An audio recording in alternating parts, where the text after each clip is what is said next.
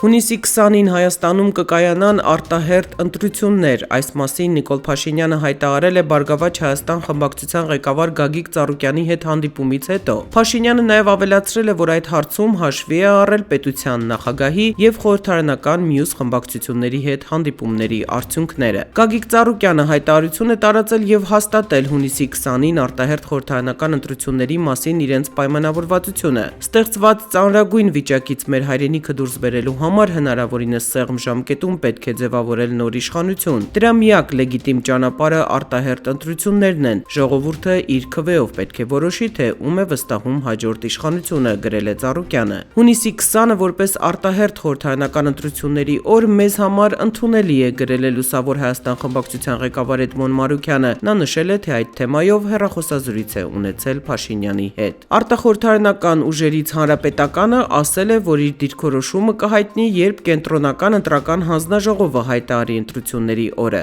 Այսօր ավելի վաղ դեռ մինչև Նիկոլ Փաշինյանը կհայտարարեր արտահերթ ընտրության օրը, Հանրապետական կուսակցության առաջնորդ երրորդ նախագահ Սերժ Սարգսյանը հայտարարել էր, որ ինքը չի պատրաստվում լքել քաղաքական խրամատը, թե ինչ ձևաչափով է լինելու նրա մասնակցությունը Հայաստանի քաղաքական կյանքին Սերժ Սարգսյանը չի նշել։ Այդուհանդերձ հիշեցնենք, որ իր վերջին ծավալուն հարցազրույցում Սերժ Սարգսյանը ասել էր, որ ինքը ոչ մի դեպքում Հայաստանում չի լինի ղեկավար պաշտոնում, թեև չէր բացառել իր խոսքով որևէ լուրջ պաշտոնյայի խորհրդական լինելը։ Միաժամանակ Սերժ Սարգսյանը ասել էր, եթե առանց Փաշինյանի ընտրություններ լինեն, Հանրապետականը ակտիվ կմասնակցի։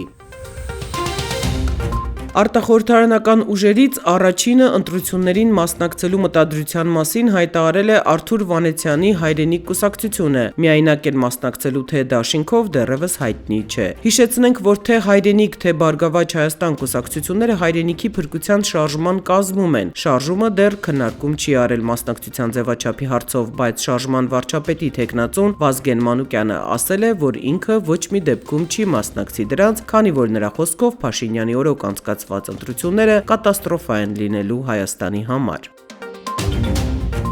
Հայ ազգային կոնգրեսը հայտարարել է գործող ընտրական օրենսգրքով արտահերթի գնալը անթույլատրելի է։ Մինչև ընտրությունները անհրաժեշտ է փոխել ընտրական օրենսգիրքը, ընդունելով այս տարվա մարտի 9-ին Իմ քայլի կողմից շրջանառության մեջ դրված փոփոխությունների նախագիծը։ Առանցքային նշանակություն ունի հատկապես անցումը պարզ համամասնական ընտրակարգի եւ այսպես կոչված ռեյտինգային համակարգի ապամոնտաժումը, որը ծրագրային հենքի վրա պայքարը ընտրություններում ըստ էության փոխարինում էր փողատերերի եւ կրիմինալ հեղինակությունների մրցակցության, ասված է Հայ ազգային կոնգրեսի հայտարարությունում։ Հունիսի 20-ին արտահերթ ընտրություններ նշանակելու Փաշինյանի հայտարարությունը մի շարք հարցեր է առաջացրել։ Արդյոք ընտրությունները անցկացվելու են ռազմական դրության պայմաններում, որը պատերազմի ավարտից 4 ամիս անց իշխանությունները համառորեն չեն չեղարկում։ Էդմոն Մարուկյանը ի դեպ այսօր հայտնել է, որ մոտորերս կհանվի նաև ռազմական դրությունը։ Եվս մեկ հարց է, թե ինչպես է վարչապետ ընտրությունների օր նշանակում, երբ դա սահմանադրությամբ վերապահված է նախագահին։ Նշենք, որ Հայաստանում արտահերթ ընտրություններ կարող են անցկացվել վարչապետի հրաժարականի դեպքում, եթե ազգային ժողովը դրանից հետո 2 շաբաթվա ընթացքում 2 անգամ չի կարողանում նոր վարչապետ ընտրել եւ իրավունքի ուժով ազգային ժողովը արձակվում է։ Իսկ ազգային ժողովի արտահերթ ընտրությունները նշանակում է հանրապետության նախագահը, այսինքն վարչապետն այսօր արտահերթ ընտրությունների օրը հայտարարելով փաստացի խախտել է սահմանադրական հաջորդականությունը։ Օրենքը սահմանում է, որ ազգային ժողովի արտահերթ ընտրությունները անցկացվում են ազգային ժողովի արձակվելուց հետո ոչ շուտ, քան 30 եւ ոչ ուշ, քան 45 օր հետո։ Հետևաբար Նիկոլ Փաշինյանը ամենաուշը ապրիլի վերջին պետք է հրաժարական ներկայացնի, իսկ ազգային ժողովը 2 շաբաթվա ընթացքում չընտրի նոր վարչապետ։ Փաշինյանը իր հրաժարականի օրվա մասին դեռևս չի հայտարարել։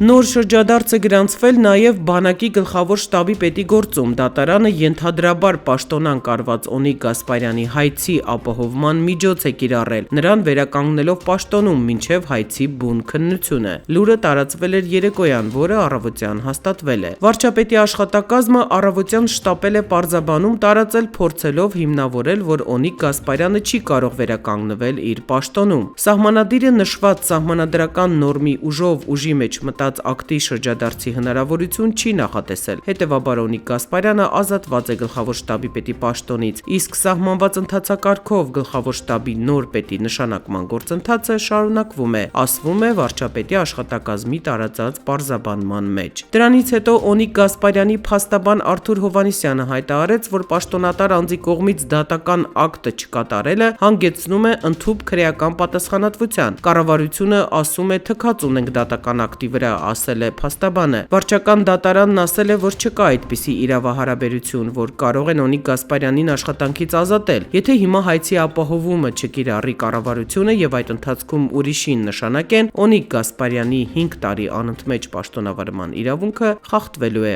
ասել է փաստաբանը։ Կառավարության հետ մեկնաբանությունը абսուրդի ժանրից է։ Կառավարությունն ասել է թքած ունենք դատական ակտի վրա։ Ընկաշ կոնկրետ։ Եթե վարչական դատարանն էլ է սահմանադրություն մեկնաբանում, ասում անդեղից չի բխում տենց բան, որ ինքը իրավունքի ուժով ազատված է, նշանակում է պետք է հարգեք դատարանի ակտը, համաձայն չեք այդ ակտի հետ, դիմեք վերած բան արեք, դիմեք դատարանին վերաթող վերացնի հայցի ապահովումը։ Ու այդ հիմնավորումները բերեք, տեսնենք դատարանն ինչ է ասում։ Իդեպ Օնիկ Գասպարյանը այսօր վաղ առավոտյան գլխավոր շտաբում ներկայացել է աշխատանքի։ Մեդիապորտ Տելեգրամյան ալիքը պնդում է, որ կառավարության անունից տարածված անհեթեթ տեքստի հեղինակները Սահմանադրական դատարանի դատավոր Վահե Գրիգորյանն ու Մերձ Փաշինյանական փաստաբան Վահե Գրիգորյանի սանիկ Տիգրան Եգորյանն են։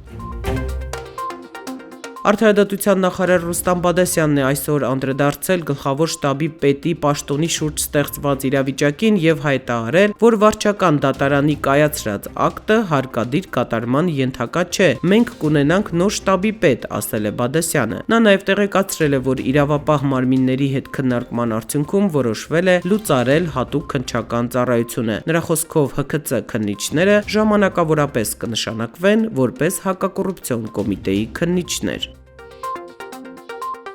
Երկարատև ընդմիջումից հետո վերսկսվել է պետական աջակցության ծրագրով հատկացված դիզվառելիքի վատ նման գործով դատավարությունը։ Այս գործով որպես մեղադրյալ անցնող 3-րդ նախագահ Սերժ Սարգսյանին դատարանի մոտ հավաքված աջակիցները դիմավորել են ծափահարություններով։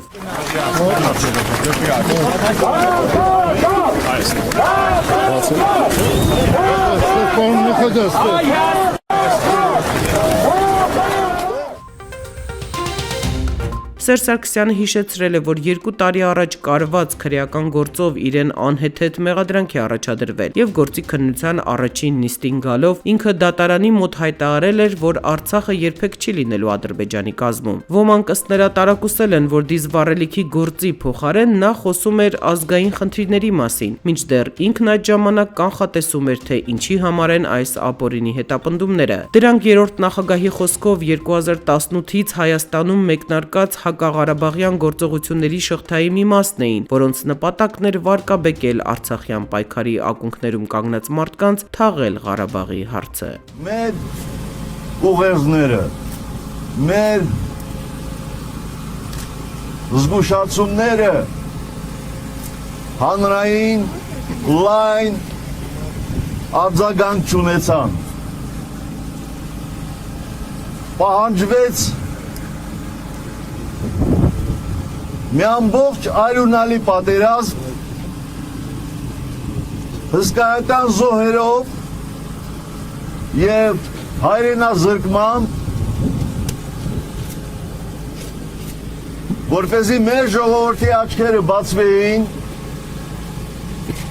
որպեսզի մարդիկ հասկանային այս իշխանությունների մտադրություններն ու էությունը։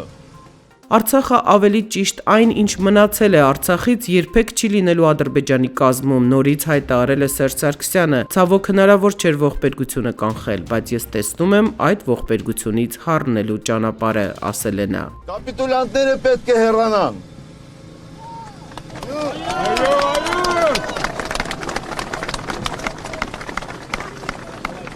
Ժողովուրդը պետք է ընտրի պետականամետ կառավարություն, որն օրն առաջ պետք է լծվի Հայաստանի անվտանգության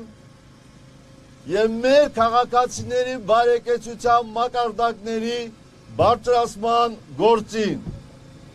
այլ ճանապարհ չկա,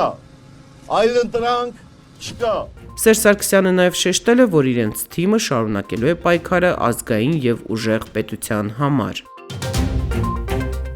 Բռնությամբ ուղեկցվող արտառոց միջադեպ է գրանցվել բարձր տեխնոլոգիաների նախարար Հակոբ Արշակյանի մասնակցությամբ։ Լրագրող Փայլակ Վահրադյանը Facebook-ի ուղիղ եթերում հայտարարել է, որ Արշակյանը հարձակվել է իր վրա։ Երևանյան մի սրճարանում լրագրողի պատմելով ինքը հարցրել է, թե ինչու է նախարարը աշխատանքային ժամերը անցկացնում սրճարանում։ Արշակյանը նախ ասել է, որ գիշերային ժամերին է աշխատում, հետո խնդրել է անջատել տեսախցիկը, ապա սկսել է սպառնալ։ Լրագրողը բարձրացել է վերև համակարգչով աշխատելու։ Նախարարը եւս բարձրացել է եւ բռունցքներով հարձակվել լրագրողի վրա, վնասել է նրա ձեռքը, հարվածել ու փչացրել համակարգիչը։ Քիչ հետո ես կլինեմ ոստիկանությունում եւ այնտեղ կներկայացնեմ հաղորդում,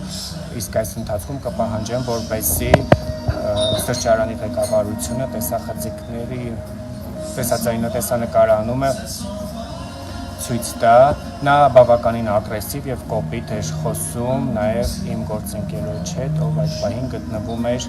ինձ հետ, հաշվի չէր առնում, որ սրճարանում կան այցելուներ եւ հարձակվեց ինձ վրա։ Միջազգային հանրությանը փոթորկել է Միացյալ Նահանգների նախագահի հայտարարությունը Ռուսաստանի նախագահի մասին։ Բայդենը Պուտինին մարդասպան է համարել, Կրեմլում այն շատ վատ արտահայտություն են որակել։ Պուտինի խոսնակ Դմիտրի Պեսկովը հայտարարել է, որ Ռուսաստանը ելնում է նրանից, որ Միացյալ Նահանգների առաջնորդը միանշանակ չի ցանկանում հարաբերություններ հարթել Մոսկվայի հետ։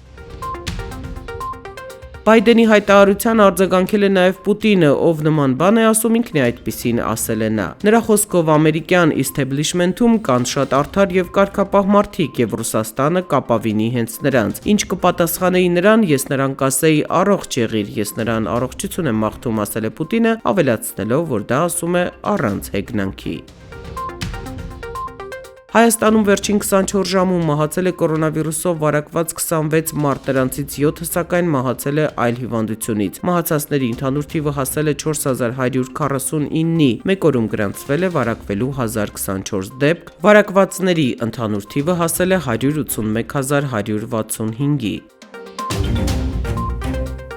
Ամերիկյան դոլարի փոխարժեքը նախորդ օրվա համեմատ նվազել է եւ կազմել 527 դրամ։ Եվրոյի փոխարժեքը աճել է, հասնելով 629 դրամի, բրիտանական ֆունտի փոխարժեքը 736 դրամ է։ Ռուսական ռուբլու փոխարժեքը նվազել է ու կազմել 7 դրամ 16 լումա։